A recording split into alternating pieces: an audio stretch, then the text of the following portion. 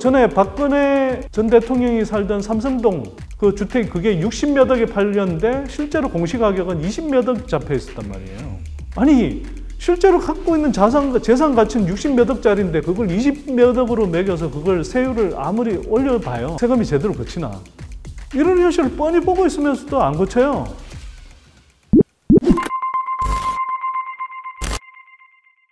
집값을 잡기 위해선 그러면 공급책 말고 실질적으로 어떤 정책을 써야 하는지. 문재인 정부 출범 초부터 대출 규제라든지 이런 것들을 굉장히 강화했어야 되죠. 사람들은 무슨 소리냐, 이미 문재인 정부 들어와서 계속 지속적으로 대출 규제 강화했는데 근데 문재인 정부의 기본적인 정책의 기조는 뭐였냐 하면 대부분 핀셋 규제였어요. 근데 핀셋 규제라는 건 되게 국지적으로 타겟화된 정책만 내놓으라는 건데 부동산 시장이 그런가요? 돈이 예를 들어서 A지역만 들어갔다가 A지역 잡는다고 그러면 다른 지역으로 안 흘러갑니까? 그 풍선 효과라고 그래서 다들 알고 있었잖아요. 그러면 전국을 묶어서 보편적인 규제 체제를 만들면 되죠. 전 세계적으로 유동성이 넘쳐요. 유동성이 넘치기 때문에 집값을 최대한 안정시키기 위해서는 지역 가리지 않고 대출 규제 체제를 만들면 돼요. 근데 이렇게 말하면 야 그러면 서민들이 어떻게 집 사냐, 돈도 없는 사람들이. 그러면 이렇게 반문해 볼 수 있죠. 소득이 없는 사람들이 빚을 많이 내서 집을 사는 게 바람직하냐? 모아놓은 돈은 2억밖에 없는 사람이 8억 빚을 내서 집을 사는 게 바람직하냐? 바람직할까요? 아니죠. 근데 2억밖에 안 모아놓은 사람이 8억을 빚을 내서 집을 사면 그게 집값이 올라주면 좋은데 이게 거꾸로 6억으로 떨어져 버리면 어떻게 돼요? 그 사람은 고스란히 은행에 8억의 빚이 있어요. 갚을 수 있나요? 이런 사람들이 한둘이 아니라 막 100만 명, 200만 명이 돼버리면 국민 경제 전체가 붕괴돼 버려요. 은행들 거들라고요. 그래서 대출 규제라는 게 필요한 거고요. 대출 규제야말로 소득 수준과 무관하게 오히려 어찌 보면 소득이 빈약한 사람들일수록 더 엄격하게 제한할 필요가 있다. 유동성이 워낙 넘쳐있는 상황이기 때문에 기본적으로는 대출 기준 자체를 되게 엄격하게 했어야 돼요.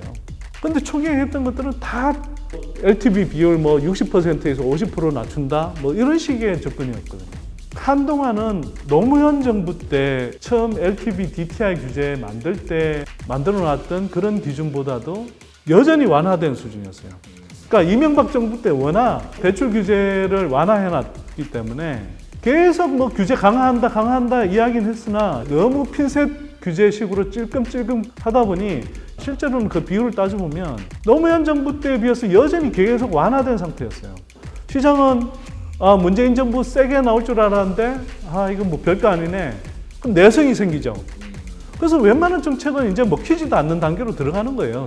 그래서 문재인 정부에서 결국은 부동산 정책의 약발이 먹히지 않게 되는 게 핀셋 규제라는 명목하에 찔끔 규제를 했던 덕분이고요. 자꾸 찔끔찔끔 하다 보니까 규제를 많이 한다고 욕은 먹었는데 실제로 규제가 그렇게 강하게 들어간 것도 강하게 하지 않았죠. 거기다가 다주택자들한테 임대사업 등록을 하게 해서 결국은 조세 피난처를 만들어줘서 매물이 잠기게 만들었거든요. 그나마 좀 먹힐 수 있는 그런 정책들을 다 이 임대사업 등록제가 다 빨아들여 버렸거든요. 그래서 이 임대사업 등록제 자체를 가능하면 원점에서부터 재설계해야 돼요. 취지는 알겠어요. 임대차 시장을 안정시키기 위해서 임대인들이 뭐 누가 세를 놓고 있는지 이런 걸 파악해야 되고 인센티브를 줘서 대신에 뭐 전월세 같은 것들을 어느 정도 올리는 걸 통제할 수 있도록 하겠다.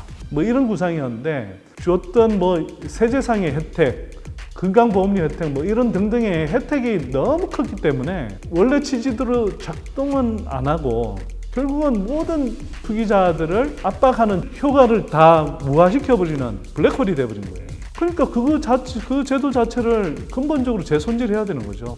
종부세의 경우도 말씀 길게 안 드릴게요. 이 정부 들어와서 종부세 계속 강화한다고 그랬죠. 근데 제가 분석해본 결과로는 이 정부 종부세 강화에 따라서 걷어들일 수 있는 세수의 규모가 노무현 정부 때 처음 종부세를 설계했을 때 지금도 3분의 2 수준이 안 돼요. 세부담이 늘어나려면 어떻게 돼야 되냐면 토지의 공시가격, 공시지가라고 하는데 실제 시세의 한 30-40%밖에 안 되는 경우도 많습니다. 특히 단독 고가 아파트들. 그런 주택들의 공시가격은 한 30%밖에 안 잡혀 있어요. 세금 제대로 내나요? 안 내죠. 아니 소득이 더 많은 사람한테 가표를 더 많이 잡는 게 아니고 소득이 적은 사람의 가표를 더 많이 잡는다고 그러면 열받지 않을까요? 그렇죠. 왜 근데 국민들이 열받지는 않죠? 소득에 대해서는 그렇게 생각할 거면서 왜 부동산 가격은 가세 표준이 또 현시가 너무 동떨어질 정도로 수십 년 동안 그렇게 낮게 잡혀 있는데 왜 사람들이 분노를 안 하는지 모르겠어요. 저는. 이 정부는 보유세를 올린다고 하면서 코스프레는 하는데 왜 이 가세 표준이 되는 공시 가격은 제대로 안 올리냐는 거죠. 공시가격 자체를 현실화하는 게 우선이라는 말이죠. 그럼요. 그게 현실화되지 않으면 이게 세율 좀 올린다고 무슨 의미가 있겠어요. 전에 박근혜 전 대통령이 살던 삼성동 그 주택 그게 60몇 억에 팔렸는데 실제로 공시가격은 20몇 억 잡혀 있었단 말이에요. 아니 실제로 갖고 있는 재산 가치는 60몇 억짜리인데 그걸 20몇 억으로 매겨서 그걸 세율을 아무리 올려봐요. 세금이 제대로 거치나. 이런 현실을 뻔히 보고 있으면서도 안 고쳐요. 언론 보도들 많이 봤잖아요. 뭐 서울 뭐 올해 공시가격 얼마 올랐어. 뭐 그래서 뭐 세금 폭탄 뭐 이런 이야기 너무 많이 나왔잖아요. 근데 그 실제 지역별로 실거래가가 뛴 이상으로 공시가격이 올라간 사례를 본 적이 없어요, 제가. 특정 지역이나 특정 집값은 그런 경우가 있었을지 모르겠지만 평균을 했을 때 실거래가 상승한 이상으로 안 올라갔다고요. 문재인 정부가 대단히 막 근본적인 정책들을 많이 썼는데도 못 잡은 것처럼 인식을 하고 있는데 실제로는 제대로 안 했기 때문에 못 잡은 거고요. 유동성은 넘쳐나는데 그걸 하려면 정말 가감하고 근본적인 대책들을 계속 내놔도 잡을까 말까 한 건데 제가 그동안 나름 이 부동산 시장을 들여다보면서 정치 세력에 큰 기대를 안 하는 게요. 여야 가리지 않고 정치인들은 기본적으로 건설업계나 부동산 업계의 이야기에 상당히 많이 귀를 기울이고요. 부동산 문제에 대해서 잘 몰라요. 놀라울 정도로. 민주당 의원들도 한번 보세요. 여당의 부동산 전문가라고 기억나는 사람이 있나요? 딱 떠오르는 분이 없어요. 네. 제가 알기로 없습니다. 네. 저기 국민의힘 쪽에서는 뭐 지금은 이제 낙선했지만 그 김현아 의원처럼 예전에 뭐 대한건설협회 뭐 그런 협회 출신의 전문가도 있었고 자기네들 입맛에 맞는 사람들이 다 있단 말이에요. 근데 민주당에는 맨날 부동산 이야기하면 나오는 사람들이 다 시민운동했거나 민변이라고 하죠. 민변에서 뭐 부동산 관련한 스터디 좀 했다는 걸로 그렇게 나오는데 그런 사람들이 무슨 전문가인가요? 이런 정부 여당이 어떻게 집값을 잡습니까?